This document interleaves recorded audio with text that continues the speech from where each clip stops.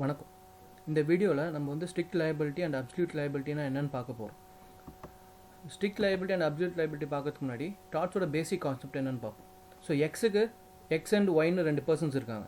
எக்ஸுக்கு ஒரு ரைட் இருக்குது. ஸோ எக்ஸோட ரைட்டை வந்து வயலேட் பண்ணக்கூடாதுங்கிறது ஒய்யோட டியூட்டியாக இருக்கும். ஸோ ஃபார் எக்ஸாம்பிள் எக்ஸுக்கு வந்து ரைட் இருக்குது, ஒய் வந்து அந்த ரைட்டை வயலேட் பண்ணாமல் இருக்கிறது அவரோட டியூட்டி. சப்போஸ் ஒய் வந்து எக்ஸோட ரைட்டை வயலேட் பண்ணிட்டாருன்னா எக்ஸ் வந்து அவர் மேலே ஒய்னால் அவருக்கு டேமேஜ் ஆகிருக்கு. ஸோ அதனால் அந்த டேமேஜை வந்து காம்பன்சேட் பண்ணுறதுக்கு ஒய் மேலே கேஸ் ஃபைல் பண்ணுறதுக்கு எக்ஸுக்கு ரைட்ஸ் இருக்குது.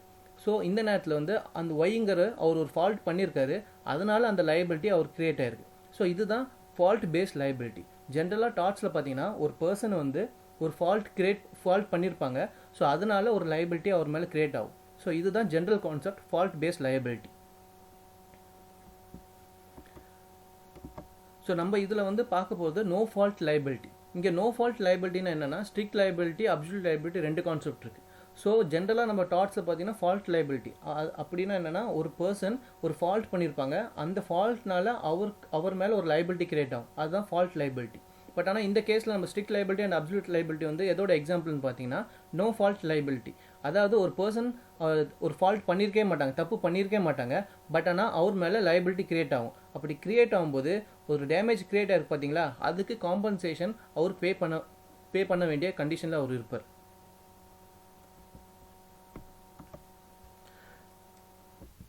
ஸோ நம்ம வந்து இப்போ வந்து ஸ்ட்ரிக்ட் லைபிலிட்டினா என்னென்னு பார்க்க போகிறோம். ஸ்ட்ரிக்ட் லைபிலிட்டி கான்செப்ட் வந்து பார்த்தீங்கன்னா 1868 கிரியேட் பண்ணாங்க. அதாவது அந்த ஒரு ரைலன்ஸ் வர்சஸ் ஃப்ளெச்சர் கேஸில் ஸ்ட்ரிக்ட் லைபிலிட்டினா என்னென்னு டிசைட் பண்ணாங்க.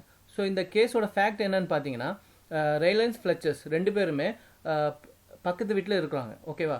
ஸோ இதில் வந்து ஃப்ளெச்சர் தான் பிளேன்டிஃப், ரைலன்ஸ் வந்து டிஃபெண்டன்ட், ஓகேவா. இல்லை ரைலன்ஸ் வந்து அவர் இடத்துல வந்து ஒரு வாட்டர் ரிசர்வாயர் கட்டணும்னு அவர் முடிவு பண்ணுறாரு. ஸோ அந்த ரிசர்வாயர் கட்டுறதுக்கு அவர் வந்து இண்டிபெண்டன்ட் கான்ட்ராக்ட் மூலயமா ஒரு இன்ஜினியருக்கு கொடுக்குறாங்க, இது மாதிரி ரிசர்வாயர் கட்டணும் அப்படின்னு சொல்லிட்டு, வாட்டர் ரிசர்வாயர் கட்டணும் அப்படின்னு சொல்லிட்டு. ஸோ அந்த இன்ஜினியர் என்ன பண்ணுறாங்கன்னா அந்த ரிசர்வாயர் கட்டுறதுக்காக அவர் இடத்துல வந்து குழி தோன்றாரு. அப்படி தோண்டும் போது என்னன்னு பார்த்தீங்கன்னா ஒரு ஷாஃப்ட்டு இல்லை சில பேசேஜஸ்லாம் அவர் பார்க்குறாரு. பட் ஆனால் அவர் வந்து அது பண்ணும்போது அது வந்து க்ளோஸ் பண்ணாமல் அதை வந்து ஓவர்வியூ பண்ணிவிட்டு அதை வந்து எதுவுமே க்ளோஸ் பண்ணாமல் ரிசர்வாயர் கட்டி முடிச்சிடுறாரு.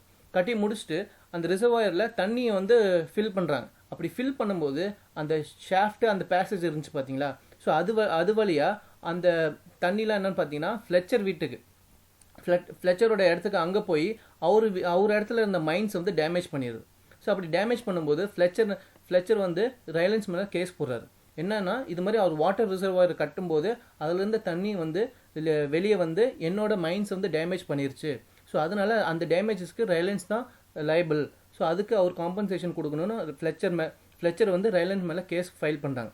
பட் ஆனால் ரைலன்ஸ் வந்து என்ன சொல்கிறாருன்னா இந்த கேசஸ் வந்து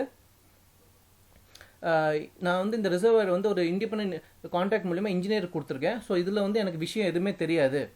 அப்படி தெரியாதனால நான் வந்து இதில் வந்து எந்த ஃபால்ட்டும் நான் பண்ணல. ஸோ நான் வந்து நாட் லயபிள் அப்படின்னு டிஃபென்ஸ் அவர் எடுக்கிறார்.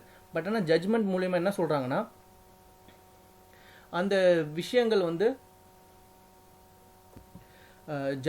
ஜட்ஜ்மெண்ட்டில் என்ன சொல்லிட்டாங்கன்னா ஒரு டேஞ்சரஸ் திங்கை வந்து நீங்கள் வந்து இன்வால்வ் பண்ணியிருக்கீங்க, அது எஸ்கேப் ஆகி பக்கத்து பிளெயின்டிஃப் ப்ராப்பர்ட்டியை டேமேஜ் பண்ணியிருக்கனால நோ ஃபால்ட் லைபிலிட்டி அந்த கான்செப்ட் படி உங்களை வந்து அவங்க ரைலந்து வந்து லைபிளாக அவங்க வந்து டிசைட் பண்ணி ஸோ இந்த கேஸ் மூலியமாக தான் ஸ்ட்ரிக்ட் லைபிலிட்டி கான்செப்ட் வந்து எமர்ஜ் ஆகுது. இந்த விஷயம் வந்து 1868 எமர்ஜ் ஆச்சு. நெக்ஸ்ட் வந்து essential ingredients of the strict liability என்னன்னு பார்க்க போகிறோம்.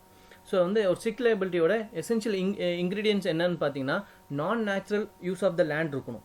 அதுக்கப்புறமா ஒரு டேஞ்சரஸ் திங் வந்து அந்த லேண்டில் யூஸ் பண்ணியிருப்பாங்க. நான் நேச்சுரல் யூஸ் ஆஃப் லேண்ட்னாவே ஒரு டேஞ்சரஸான திங்கை வந்து அதில் யூஸ் பண்ணியிருக்காங்கன்னு அர்த்தம். ஸோ அந்த டேஞ்சரஸ் திங் வந்து அந்த இடத்த விட்டு எஸ்கேப் ஆகிருக்கணும். அப்படி எஸ்கேப் ஆகி வேறு யாராச்சும் போய் டேமேஜ் பண்ணிருச்சுன்னா அந்த பர்டிகுலர் பர்சன் யார் அந்த டேஞ்சரஸ் திங் வச்சுருக்காங்களோ அவங்கள வந்து ப்ரைமா ஃபேசி லைபிலிட்டி அவங்க மேலே வந்து ப்ரைமா ஃபேசி லைபிலிட்டி வந்து அந்த பர்டிகுலர் பர்சன்ஸ் மேலே இருக்கும்.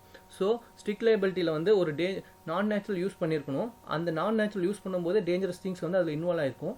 அந்த டேஞ்சரஸ் திங் வந்து எஸ்கேப் ஆகி அவரோட ப்ரிமைஸில் அவரோட லேண்டு மட்டும் இல்லாமல் அங்கேருந்து எஸ்கேப் ஆகி பக்கத்து லேண்டு இல்லாட்டினா வேறு ஏதாச்சும் லேண்டில் போய் அவங்க டேமேஜ் கிரியேட் பண்ணியிருந்தாங்கன்னா அந்த லைபிலிட்டி வந்து யார் மேலே வரும்னா அந்த பர்டிகுலர் பர்சன் யார் அந்த டேஞ்சரஸ் திங்கை வந்து யூஸ் பண்ணிட்டு இருந்தாங்களோ அவங்க மேலே லைபிலிட்டி வரும். ஈவன் தோ அவங்க வந்து எல்லா ப்ரிகாஷன் ஸ்டெப்ஸ் எடுத்திருந்தாலும் அதை மீறி தப்பிச்சு போனாலுமே அந்த லைபிலிட்டி அவங்க மேலே வரும். ஸோ இதுதான் நோ ஃபால்ட் லைபிலிட்டி கான்செப்டில் நம்ம வந்து ஸ்ட்ரிக்ட் லைபிலிட்டி பற்றி பார்த்துருக்கோம். நெக்ஸ்ட் வந்து பர்டன் ஆஃப் ப்ரூஃப் யார் மேலே இருக்குன்னு நம்ம பார்க்க போகிறோம். ஜென்ரலாக லாவில் பார்த்தீங்கன்னா ஒரு ஃபேக்டை யார் சொல்கிறாங்களோ இந்த பர்டன் ஆஃப் ப்ரூஃப் வந்து அவங்க மேலே தான் இருக்கும். ஸோ ஜென்ரலாக பார்த்தீங்கன்னா பிளெயின்டிஃப் தான் மோஸ்ட்லி ஃபேக்ட்ஸ் எதாவது சொல்லுவாங்க. ஸோ பர்டன் ஆஃப் ப்ரூஃப் வந்து பிளெயின்டிஃப் மேலே தான் இருக்கும். பட் ஆனால் இந்த ஸ்ட்ரிக்ட் லைபிலிட்டியில் பார்த்தீங்கன்னா பர்டன் ஆஃப் ப்ரூஃப் யார் மேலே இருக்குன்னு பார்த்தீங்கன்னா டிஃபரெண்ட்டாக இருக்கும். ஸோ டிஃபரெண்ட் தான் ப்ரூவ் பண்ணும். அதாவது அவங்க மேலே எந்த தப்பும் கிடையாதுங்கிற விஷயத்த டிஃபரெண்ட் தான் ப்ரூவ் பண்ணி கோர்ட் நம்ப வைக்கும். ஸோ நம்ம ஸ்ட்ரிக்ட் லைபிலிட்டி என்ன பார்த்துட்டு இருக்கோம்னா ஒருத்தர் வந்து அவர் மேலே தப்பே இல்லைனாலும் அவர் வந்து அவர் மேலே லைபிலிட்டி வந்து கிரியேட் பண்ணுறது நம்ம பார்த்துட்ருக்கோம். ஸோ ஆனால் இந்த ஸ்ட்ரிக்ட் லைபிலிட்டியில் சில எக்ஸப்ஷன்ஸ் இருக்குது. அந்த எக்ஸப்ஷன்ஸ் என்னன்னு பார்த்தீங்கன்னா பிளெயின்டிஃப் ஃபால்ட். சப்போஸ் ஒரு இன்சிடென்ட் வந்து பிளெயின்டிஃப் ஃபால்ட்னால தான் அந்த இன்சிடென்ட்டே நடந்திருக்கு அப்படின்னா அப்போது வந்து அந்த பிளெயின்டிஃப் வந்து டிஃபரெண்ட் மேலே லைபிள் அப்படிலாம் டேமேஜஸ் வந்து கிளைம் பண்ண முடியாது. ஸோ இந்த கேஸில் பார்த்தீங்கன்னா பாயிண்டிங் வர்சஸ் ஸ்னோக்ஸ் கேஸில் பார்த்தீங்கன்னா பிளெயின்டிஃப் டிஃபரெண்ட் வந்து ரெண்டு பேருமே பக்கத்து வீட்டில் இருக்காங்க. ஸோ பிளெயின்டிஃப்ட்ட பார்த்தீங்கன்னா ஒரு குதிரை இருக்குது. ஸோ அந்த குதிரை என்ன பண்ணுதுன்னு பார்த்தீங்கன்னா டிஃப்ரெண்ட் இடத்துக்கு போய் அங்கே வந்து அந்த டிஃப்ரெண்ட் வீட்டில் பார்த்தீங்கன்னா ஒரு பாய்சனஸ் லீவ்ஸ் இருக்குது. ஸோ அதை சாப்பிட்டு அந்த பிளெயின்டிஃபோட குதிரை இறந்து போகுது. ஸோ வந்து பிளெயின்டிஃப் என்ன பண்ணுறாருன்னா டிஃப்ரெண்ட் மேலே கேஸ் ஃபைல் பண்ணி என்னோட குதிரை வந்து அவர் வீட்டில் இருந்த அந்த பாய்சனஸ் லீவ்ஸை சாப்பிட்டு தான் இறந்துருக்கு அப்படின்னு கேஸ் ஃபைல் பண்ணுறாங்க.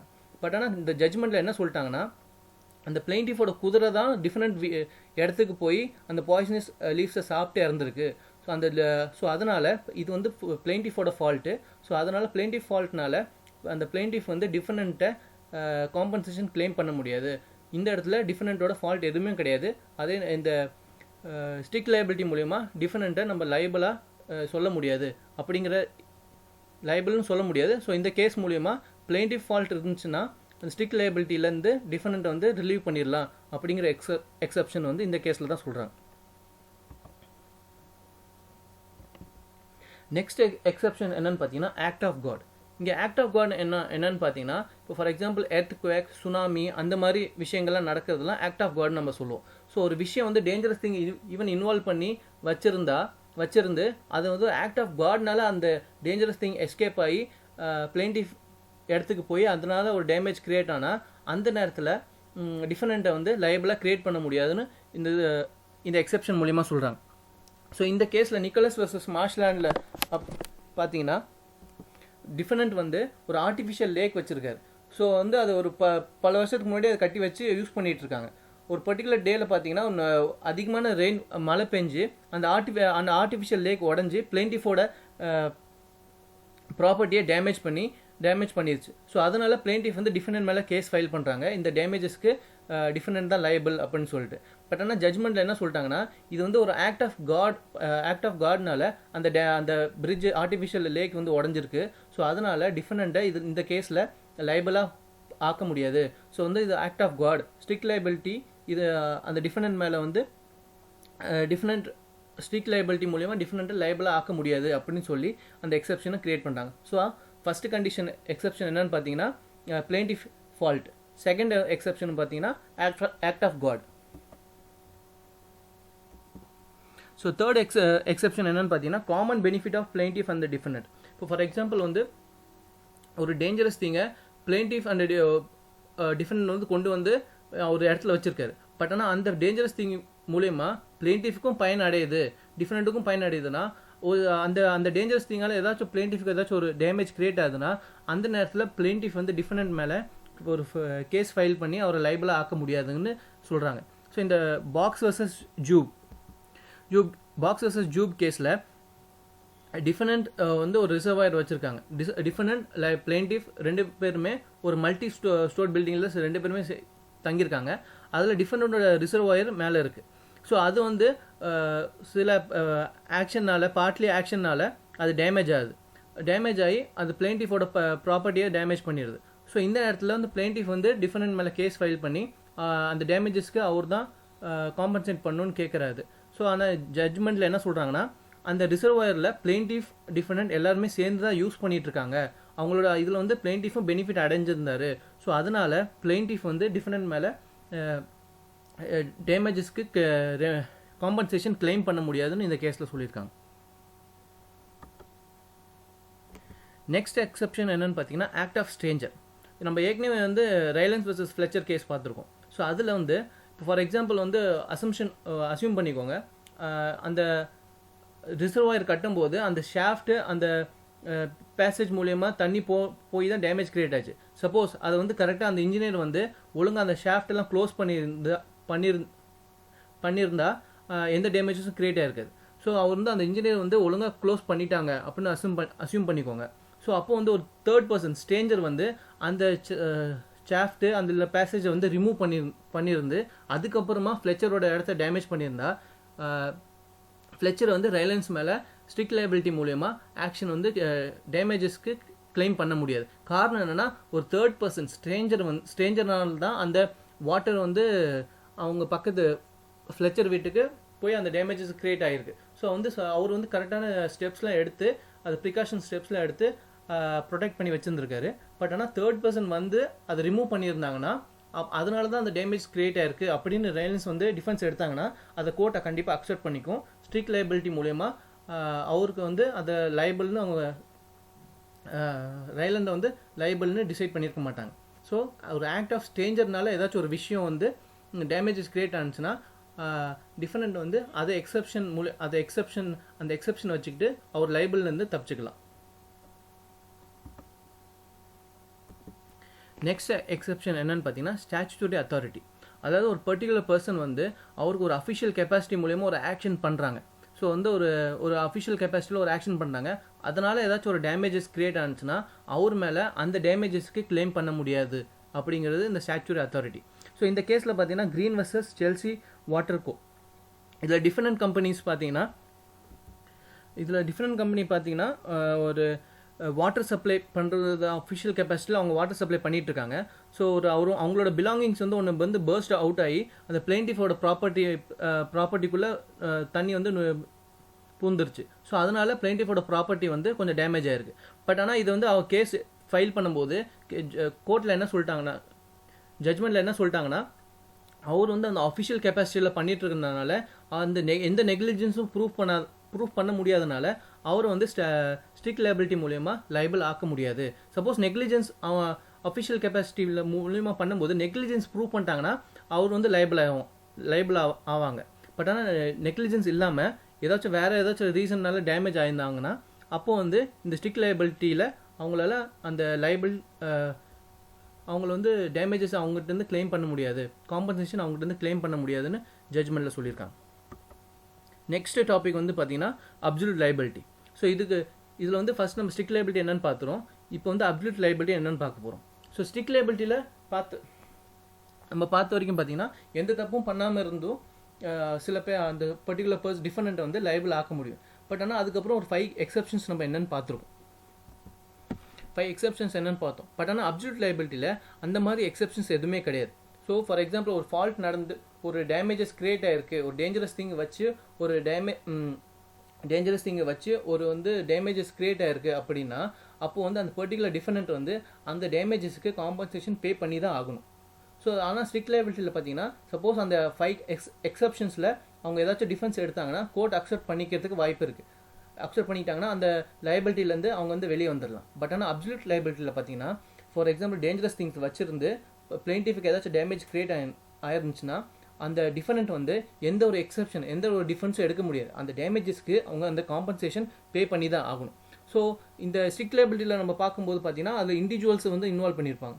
பட் ஆனால் அப்சல்யூட் லைபிலிட்டியில் பார்த்தீங்கன்னா இண்டஸ்ட்ரீஸ் இல்லைன்னா என்டர்பிரைஸ் அவங்க வந்து அவங்கள இன்வால்வ் பண்ணியிருப்பாங்க. ஸோ இதில் இன்னொரு வித்தியாசம் என்னன்னு பார்த்தீங்கன்னா ஸ்ட்ரிக்ட் லைபிலிட்டியில் வந்து அந்த டேஞ்சரஸ் திங் எஸ்கேப் ஆயிருக்கணும். பட் ஆனால் இங்கே அப்சல்யூட் லைபிலிட்டியில் அந்த டேஞ்சரஸ் திங் எஸ்கேப் ஆயிருக்கணுங்கிறது அவசியம் கிடையாது. சப்போஸ் எஸ்கேப் ஆகாமல் கூட அந்த சப்போஸ் டேமேஜ் ஏதாச்சும் கிரியேட் ஆயிருந்துச்சுன்னா அதுக்கு அந்த டிஃபெண்டன்ஸ் லைபிளாக இருப்பாங்க.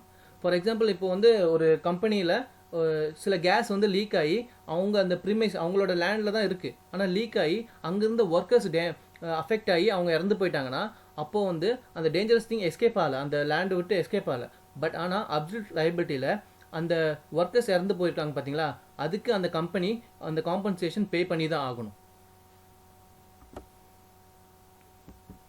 ஜென்ரலாக ஸ்ட்ரிக்ட் லைபிலிட்டியில் பார்த்தீங்கன்னா என்ன டேமேஜ் கிரியேட் ஆயிருக்கோ அதுக்கு காம்பன்சேஷன் அவங்க பே பண்ணுவாங்க. பட் ஆனால் அப்சல்யூட் லைபிலிட்டியில் பார்த்தீங்கன்னா என்ன டேமேஜஸ் கிரியேட் ஆயிருக்கோ அதை விட அதிகமாக அவங்க காம்பன்சேஷன் பே பண்ணுற மாதிரி இருக்கும். காரணம் என்னென்னா அந்த இந்த அப்சல்யூட் லைபிலிட்டி கேஸஸ் அப்ளை ஆகிற இடத்துலலாம் பார்த்தீங்கன்னா அந்த மாஸ் டிஸ்ட்ரக்ஷன்ஸ் அதிகமாக நடந்திருக்கும், நிறைய உயிர் சேதமாக நடந்திருக்கும். ஸோ இந்தியாவில் பார்த்தீங்கன்னா அப்சல்யூட் லைபிலிட்டி தான் நம்ம ஃபாலோ பண்ணிகிட்ருக்கோம், ஸ்ட்ரிக்ட் லைபிலிட்டி நம்ம அப்ளை பண்ணுறதில்ல.